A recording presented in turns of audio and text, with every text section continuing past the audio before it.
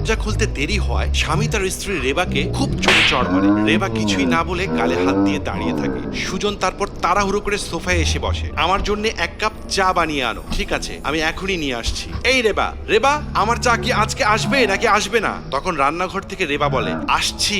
এই বলে রেবা তাড়াহুড়ো করে সুজনের কাছে আসে। সুজন চা হাতে নিয়ে রেবাকে বলে, এত সময় লাগে চা বানাতে? তুমি আমাকে কি পেয়েছো? আমি তো মানুষ, মেশিন নই। সাথে সাথে সুজন রেবার গালে একটা থাপ্পড় মেরে দেয়। তোমার হয়েছেটা কি? কথায় কথায় মারছো কেন? তখন সুজন আবার একটা থাপ্পড় মেরে বলে, তোমার মুখে বেশ খই ফুটেছে তাই না? আরেকবার কথা বললে আবার একটা থাপ্পড় মেরে দেবো। তুমি আমাকে এভাবে কেন অত্যাচার করছো? সুজন আবারও রেবাকে থাপ্পড় মারতে যায়। তখনই সুজনের মা রুম থেকে এসে সুজনের গালে একটার পর একটা থাপ্পড় দিতে থাকে।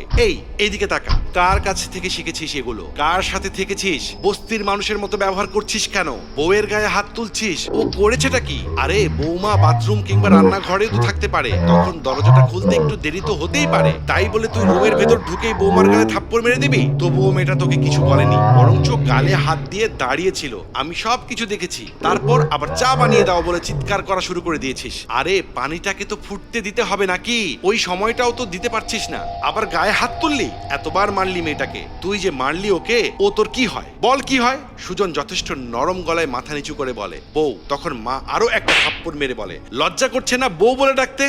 কখনো দেখেছিস তোর বাবা আমার গায়ে কোনোদিন হাত তুলেছে? কিংবা তোর বাবার সাথে আমার কোনো ঝগড়া হয়েছে?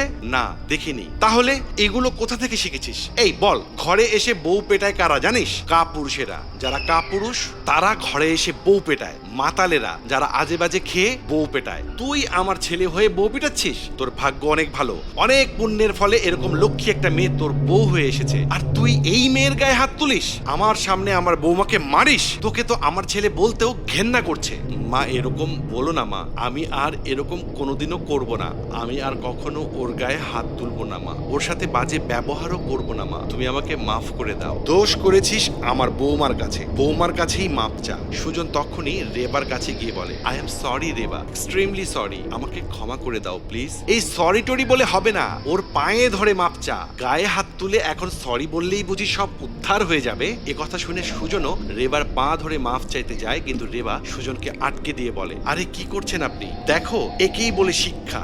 মা, ওকে মাফ করে দিন, আমি ওকে ক্ষমা করে দিয়েছি। আসলে ওর হয়তো মন মেজাজ ভালো ছিল না, তাই এমন করেছে। বৌমা, এটা আমার ছেলে, আমি ওকে এসব শিখাইনি। মন মেজাজ খারাপ হতেই পারে, তবে সেটা ভালো করার জন্য তো আর তোমার গায়ে হাত তুললে হবে না, তোমার সাথে খারাপ ব্যবহার করলেও হবে না। ওর মন খারাপের দায় নিশ্চয়ই তোমার না। আর কোনোদিন এরকম কিছু দেখলে সুজন, তোর খবর আছে। এই বলে মা দর্পের সাথে নিজের ঘরে চলে যায়। এরকম মা যে ঘরে থাকে সেই ঘরের সন্তানেরা কখনো খারাপ পথে যেতে পারে না। স্ত্রীর সঙ্গে দুর্ব্যবহার না করে সময় সুযোগ মতো তার ভুলগুলো বুঝিয়ে বলা উচিত। স্ত্রীর যোগ্যতার প্রশংসা করা ও পরিবারে তার অবদানকে স্বীকার করা উচিত। শ্রদ্ধা, মমতা ও ভালোবাসা দিয়ে প্রত্যেকটা স্বামী তার স্ত্রীর জীবন আনন্দে ভরিয়ে দিক।